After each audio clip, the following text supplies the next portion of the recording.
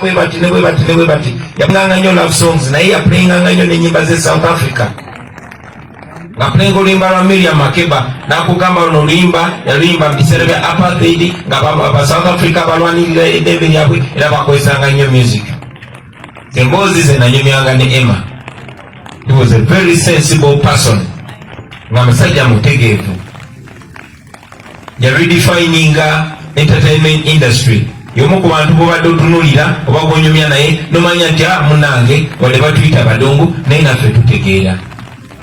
Kyanaku nti tuli mu kwerekera Emma tetugenda kuddamu kubeera naye.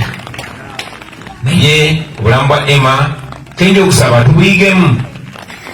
Tumanye nti tuli bantu naffe ba artists. Message yange ejagenda eri ba artists ne ba DJ. N'abakozi b'olwebawo ku radio n'abazanyi b'emizannyo bannabitone mwena we are sending off one of us never to see him again. Byakoze byonna ye summary kati abimaze katumwerekera. Naye ebigambo byetwogera oba engeri gye tusamingamu obulamu bwe yeneewa ekifaananyi oba yegenda okusigalawo olubeerera. Ffenna no tugenda kubeera bwe tuti. Ffenna wande mujja kuba mwerekera mulala obanga mwerekera nze obanga nange mperekera omu ku bannaffe. Naye engeri gye tuliivinze baganda baffe ekitone kino Katonda kyatuwadde especially mu eno generation yaffe tetukyasobola kwekwasa nti tetumanyi ligenda mu maaso. Abantu baabuuka nti tutegeera. Tekyasobola kwekwasa nti teritukwatako. Naddala mu kino ekiseera nga mulaba nti bafuma nnyo okukozesa ffe ba artists kuba bamanya amaloboozi gaffe tusobola okugakozesa okwogera ebyo ebiruma abantu n'okuyisayo bye biruma abantu n'okukiikirira abantu baffe n'okulaga abantu baffe nti tetuli disconnected from them kubanga bwe tuli kubanga tulina aba fans tulina abawagizi abo be batuyimirizaawo. Bayinza okuba batembeyi bayinza okuba basuubuzi naye talenti yaffe nga ffe teyawukana ku bo kuba engoye emmere na byonna tubigula amaduuka ge gamu nabo.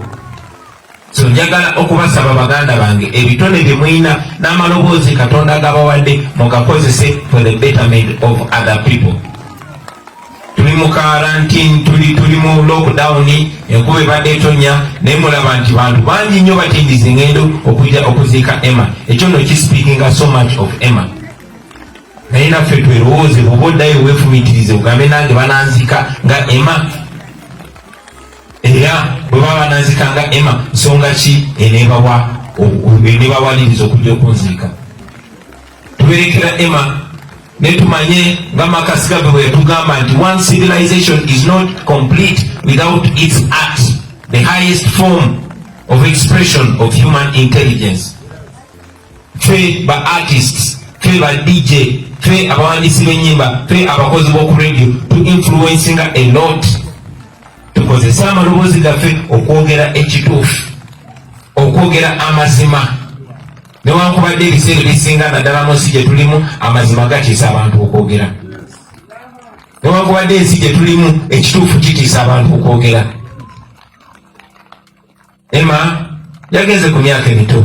Oba oliawo singa twabadde mu nsi erina better health care, oba oliawo yandiwangaddeko okusingawo. Naye kati e Uganda tekikyatwewunyisa kuziika muntu ku myaka gya Emma. Naye kati kirina kubeera bwekityo baganda bange. Era ng'okukikyusa buli omu ajja kuba alina okuteeka eddoboozi lye mu bulungi. Buli omu ajja kuba alina okukozesa eddoboozi lye okucommunicatinga ekyo ate n'okuinspiringa abalala babeere nga bayimirira ku mazima ne Emma. Byandibadde bingi nnyo bitwogerako olunaku lwaleero naye tulukozese okusiima ebirungi Emma byakoze n'okusaasira famire ye. Katuuse okusaasira eri Namwandu eri abaana ba Emma abato. Tumanyi nti kwe kusoomozebwa kutubeeramu ebiseera ebisinga famire tukomoziraba lwe tumuziise, and that's the end of it. Kubanga ensi gye tulimu twabeera reduced kunoonya mmere ya leero naddala ffe ba entertainers. Nesimba kuba entertainers bannange kuba munnange ogwo guno omukisa gwe tufuna okwogerako with each other era okujjukiza buli omu ajjukize munne.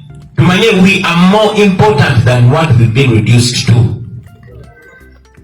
Our trade is uplifted by the people. And these people, we demand them a service to be a reflection of their pain, to be a reflection of their aspirations. We are much bigger than the DJs we are, than the artists that we are, than the radio presenters that we are. We are messengers of the people. Question, are we doing that?